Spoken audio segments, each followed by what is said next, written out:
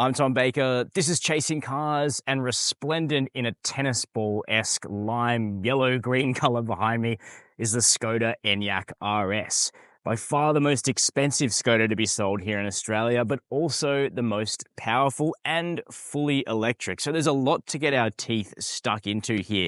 If you're already a Skoda RS fan, will you find familiarity and great driving dynamics in this beefy midsize coupe electric SUV? And if you're just looking for a fully electric vehicle, perhaps because you qualify for novated leasing incentives here in Australia, should the Skoda be in the mix? Well, I've got the 250 kilowatt dual motor RS on test today, but I have been driving lesser versions of the Enyaq. So I'm also going to tell you where the sweet spot is in this lineup and whether you should consider buying this vehicle if you're in the market. But before we get started with all of that, hit subscribe below. Chasing Cars, honest reviews of your next car. Brought to you by Budget Direct. Jumping into the Enyaq RS now, we find another interior where Skoda has managed to elevate the quality beyond some of its stablemates, which is always a nice surprise, particularly considering the Enyaq isn't that expensive. You can get into the rear-wheel drive Sportline for $69,990 plus on-road costs, so it's not the cheapest, but it's also not pitched in as a luxury car rival. You'll want to add the ultimate package to the Sportline, however, which is going to give you things like adaptive dampers, which are really crucial for this car, heated rear seats, a heads-up display, premium Canton audio, and a few other niceties, which just lift the Enyaq to be as good as it should be. But then if you go for this RS, you're effectively getting the ultimate package as standard, so this car has all the fruit, including nice leather seats, perforated, sadly not cooled, but they are heated with extensive electric adjustment, memory and massage, which is always a nice feature. Perforated leather steering wheel with paddle shifters and real physical controls, so it's easy to use. Nice leather stitched or faux leather dashboard. That all looks up to scratch, doesn't it? And even down here where your leg rests, still premium materials. That's all lovely. But let's talk about the tech stack, because it's a bit unusual. Here we've got Skoda's new 13-inch touchscreen with a nice snappy infotainment system. That's new for 2025.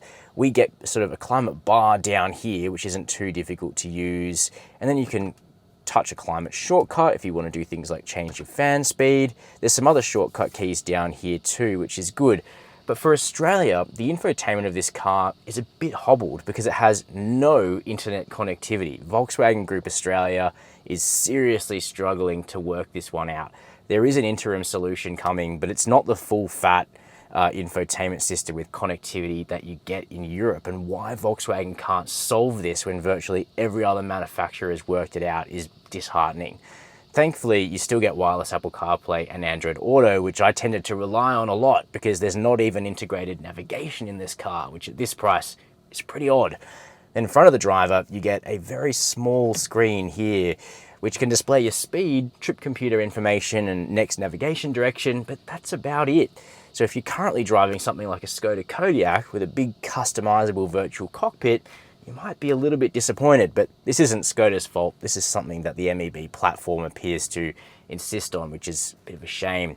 Thankfully, the audio quality from either the Canton or the base stereos are both really good, and there's heaps of storage, as you'd expect. Powerful 15-watt wireless charging, decent cup holders, bit of ancillary storage, adjustable armrest with storage beneath it, and also big flock-line door bins so your water bottles and other things don't rattle around on the move. Really nice touch. Plus, would it really be a Skoda if you didn't get an umbrella in the front doors? Moving to the back, I want to start with the door, which when closed sounds like super high quality, which is nice, but it shares something with the front door, which is horrible. The door grab to actually pull it is in the cheapest, base model, nastiest, hard plastic you've ever seen in a Volkswagen Group car. Wouldn't be a problem if it was like down here, because who cares what's down here? But this is something you use every single time you close the door. Why is that not at least soft touch plastic or got a little bit of fake leather on it or something? That's horrible. Thankfully, things get better from there because space in the back of the Enyaq is really good. This car's on a pretty long wheelbase, and you can see for myself it's 6 foot or 183 centimeters, sitting behind an equivalent of myself here in the front. Legroom's really good, tow room's generous, headroom under the glass roof is good, And the incline of the seat base is decent too, so on road trips you're not having to like work out how to get comfortable. It's just normal back here, which is great.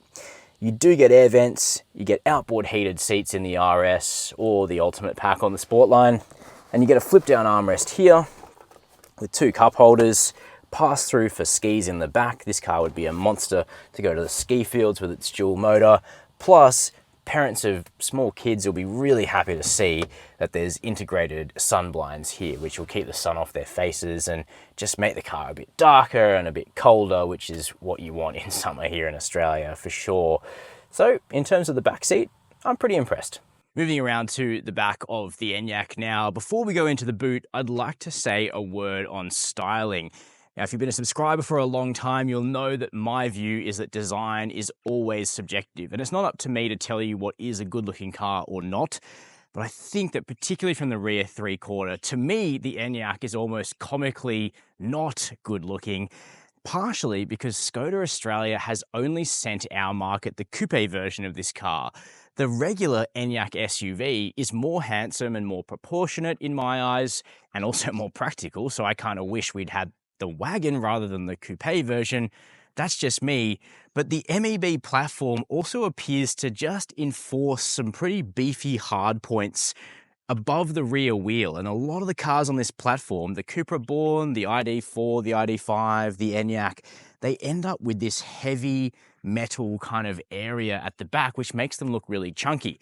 One car that hides this very well is the Volkswagen ID Buzz, because it has that sort of van shape to it. You end up not even seeing that visual mass, but the Enyaq can't hide, I guess, what must be the underlying definitions of this platform in its shape. But that's my opinion. You can let me know how you think this car looks down below. Now, black Skoda lettering here on the RS version of the car. No RS badge on the back, but you do get the RS badge on the sides. Power tailgate is standard, good to see, gets out of the way quickly, and opens up to reveal a classic Skoda boot. This vehicle is nice and practical in the back. First of all, the aperture is wide, the step over height is very low, and there's no sort of huge dip down into the boot, so nice and easy to put your stuff in there. You get the usual Skoda niceties. You've got these things here which let you hold smaller items in place without them rolling around. Your charging cables are included. You get nice things like nets here so you can organize your boot. You can flip down the rear seats remotely. There's hooks aplenty, and there's a nice sturdy cargo blind so your valuables won't be seen in the car. Like most EVs, what there is not is any kind of spare wheel, which definitely gives me the heebie-jeebies for extended country touring in Australia. But I guess it's just something that we're going to have to get used to. Not that we should have to get used to that, but yeah, not really sure what the answer is on the spare wheel front. Maybe you could carry one in the boot if you really wanted to. Well, it's a good thing the boot is pretty big, because unlike the Tesla Model Y and Hyundai and Kia's EVs, we don't get a frunk here in the Skoda. Very small little bonnet here, and it just packs in some electric gubbins here at the front. You've got your windscreen fluid refiller there. You've got a few bits and bobs hanging out here. No gas struts, probably because most customers won't really go digging around under here, at least in the first few years of ownership, I wouldn't have thought.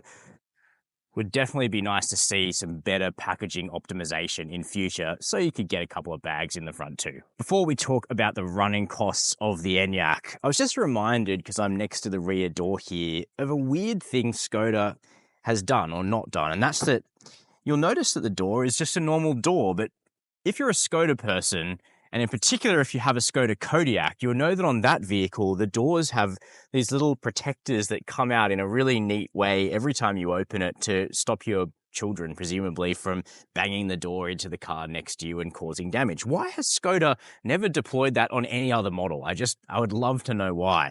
Moving to the next door, which is of course the charge port door on this full EV, we have a Type 2 CCS port, just as you would expect.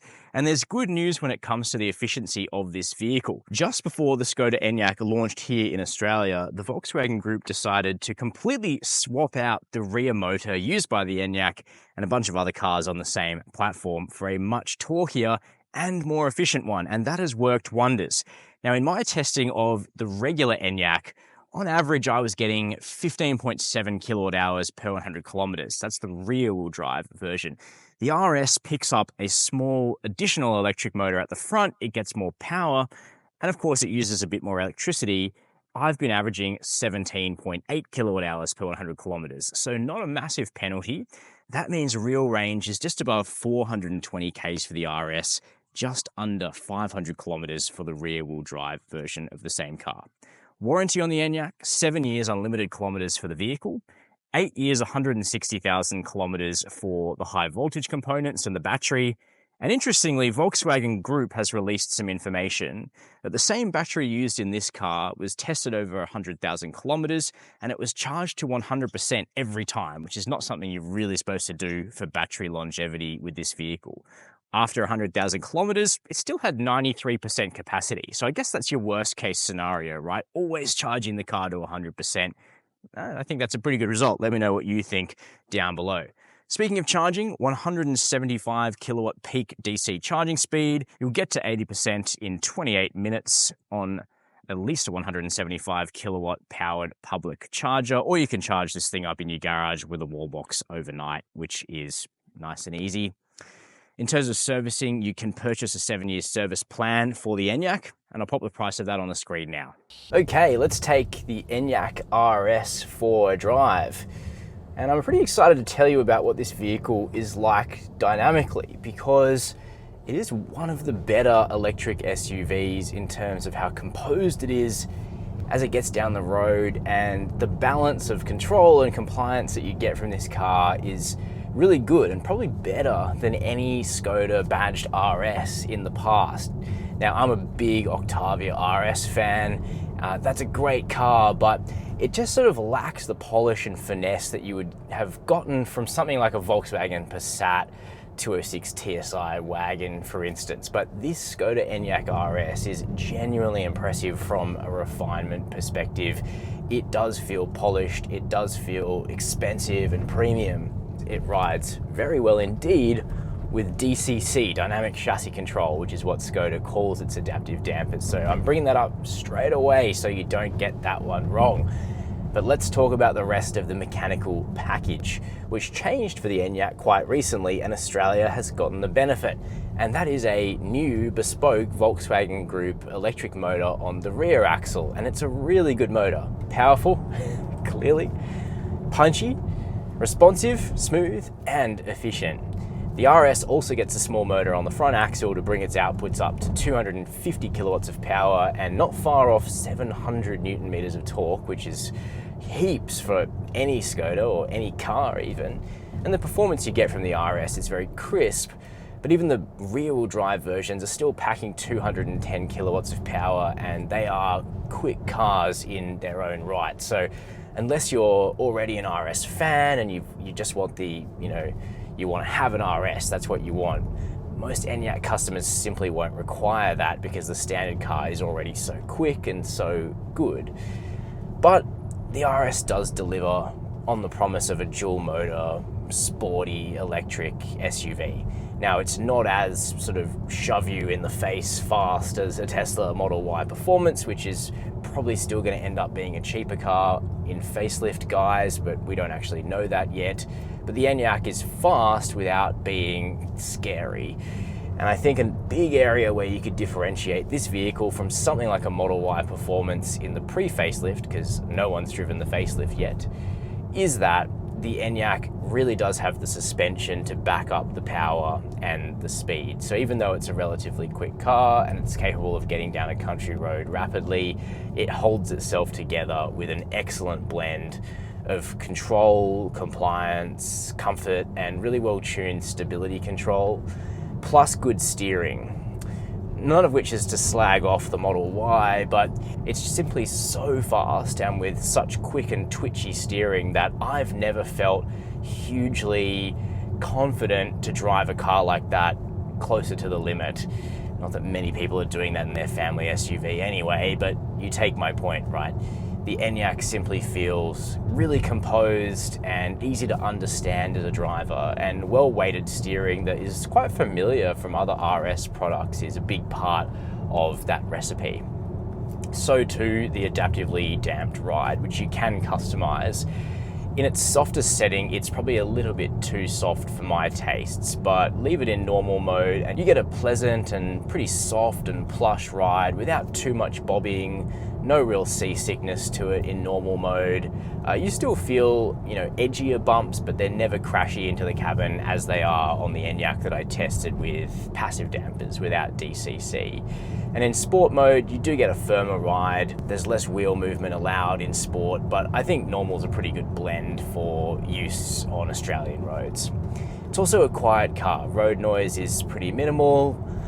Wind noise is pretty much non-existent at legal speeds. You do get some suspension noise coming up into the cabin, however. So that's the main sound that you're hearing as you're driving in town, is the suspension working. And it's a bit more prominent in the Enyaq than it is in some other EVs that I have tested.